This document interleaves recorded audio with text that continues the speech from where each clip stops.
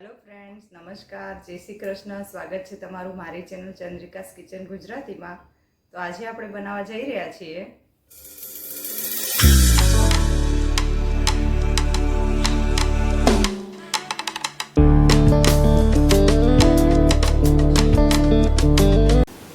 તો મિત્રો આવી એકદમ સુપર સોફ્ટ અને ટેસ્ટી અને બેકરીમાં મળે તેવી નાન કટાઈ આપણે બનાવીને તૈયાર કરી છે.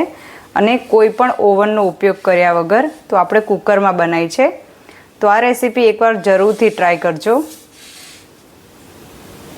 તો નાન કટાઈ બનાવવા માટે મેં આ એક વાટકો મેંદો લીધો છે, અડધો વાટકો મેં બેસન લીધું છે, 2 ચમચી મેં કસ્ટર્ડ પાવડર લીધો છે, ઇલાયચી લીધી છે અડધી ચમચી, 2 ચમચી મેં સૂજી લીધી છે, દળેલી ખાંડ લીધી છે મેં 1 વાટકી, અને 1 મોટો ચમચો મેં ઘી લીધું છે.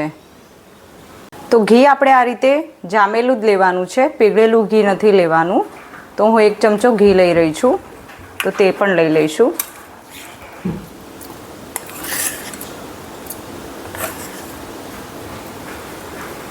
અને હવે આપણે તેને ફેટવાનું છે. તો ફેટવું ખૂબ જ જરૂરી છે. તો આ રીતે ફેટી લેવાનું આપણે. તો આપણું ઘી એકદમ સરસ રીતે આ રીતે ફેટાઈ ગયું છે. તો હવે જે દળેલી ખાંડ છે 1 વાટકી તે પણ નાખી દઈશું. અને હજુ આપણે તેને ફેટી લઈશું. તો એકદમ જ્યાં સુધી એકદમ ક્રીમ જેવું ન થાય ત્યાં સુધી આપણે ફેટવાનું છે.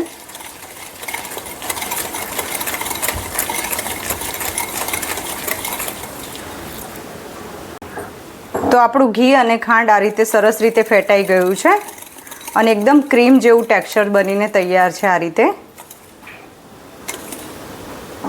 તો હવે આપણે તેમાં બધા જ જે આપણા લોટ છે તે ઉમેરીશું. તો મેંદો નાખી દઈશું, બેસન નાખી દઈશું, પણ નાખી દઈશું, કસ્ટર્ડ પાવડર નાખીશું, ઇલાયચી પાવડર નાખી દઈશું, અડધી ચમચી આપણે બેકિંગ પાવડર નાખીશું. જે લાલ ડબ્બામાં આવે છે બેકિંગ પાવડર તે વાળો, તે નાખી દઈશું. અડધી ચમચી આપણે બેકિંગ સોડા નાખીશું.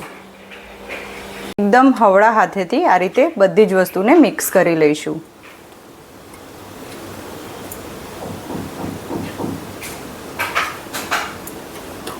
આપણે જેમ લોટ બાંધીએ છીએ તે રીતે નથી બાંધવાનું. આને એકદમ આપણે હળવા હાથે જ કરવાનું છે.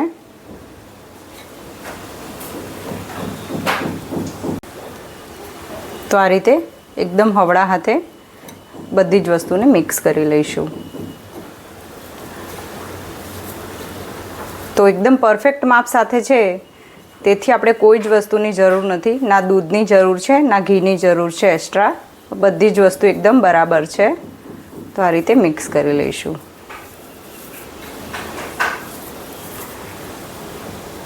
આપણો લોટ એકદમ સરસ આ રીતે તૈયાર થઈ ગયો છે. તો આપણે આ લોટને 10 મિનિટ માટે ફ્રીજમાં મૂકી દઈશું. બહાર નથી રાખવાનો આપણે. તો આપણે ફ્રીજમાં મૂકી દઈશું 10 મિનિટ માટે રેસ્ટ આપવા. તો આજે આપણે નાન કટાઈ કુકરમાં બનાવવાના છીએ. તો કુકરમાં મેં આ રીતે થોડું નમક નાખી દીધું છે. તો નમક આ રીતે આપણે કુકરમાં પાથરી લેવાનું.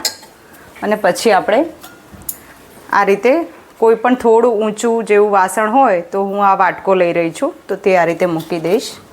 અને હવે આપણે તેને હીટ થવા દેવાનું છે.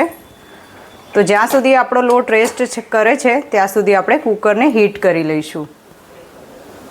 અને ગેસ આપણે સ્લો જ રાખવાનો છે. તો 10 મિનિટ થઈ ગઈ છે અને આપણો લોટ એકદમ સરસ રીતે આ રીતે સેટ થઈ ગયો છે. તો હવે આપણે નાન કટાઈ બનાવવાના છીએ આનાથી. તો હવે આપણે આ એક થાળી લીધી છે અને તેમાં મેં આ રીતે બટર પેપર લગાવી લીધું છે. પેપર ઉપર આ રીતે ઘી લગાવી લઈશું થોડું આપણે.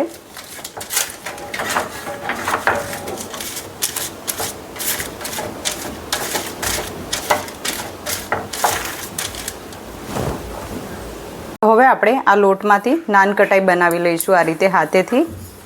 તો આ રીતે ગોળ આપણે વાળી લઈશું અને ધીરેથી હથેળીથી આ રીતે વચ્ચે દબાવી લઈશું આ રીતે.